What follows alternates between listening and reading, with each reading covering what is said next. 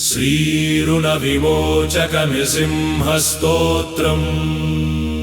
श्रीऋणविमोचकनृसिंहस्तोत्रमहामन्त्रस्य ब्रह्मा ऋषिः अनुष्टुप् छन्दः श्रीनृसिंहो देवता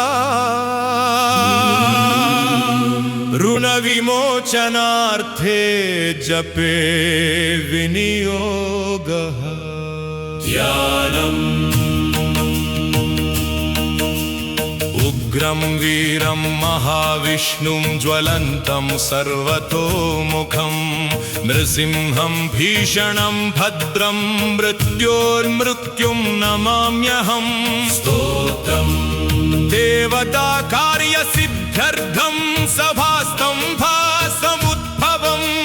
श्रीनृसिंहं महावीरं नमामि ऋणमुक्तये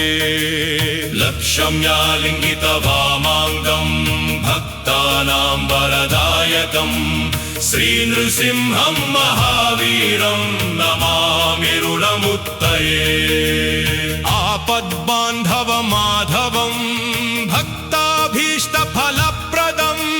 श्रीनृसिंहं महावीरं नमामि ऋणमुक्तये सर्वदुःखप्रशमनं सर्वसम्पत्प्रदायकं श्रीनृसिंहं महावीरं नमामि ऋणमुक्तये सिंहनादं महाघोरं दैत्यदानवभञ्जनं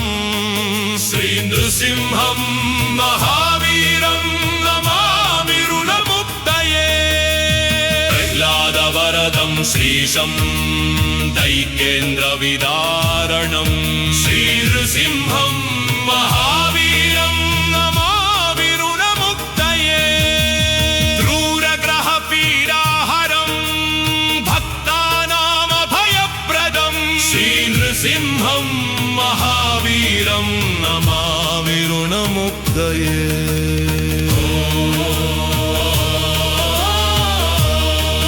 इदं पठते नित्यं ऋणबन्धविमोचनम् अनृणी जायते सद्यो धनलाभं च विन्दति।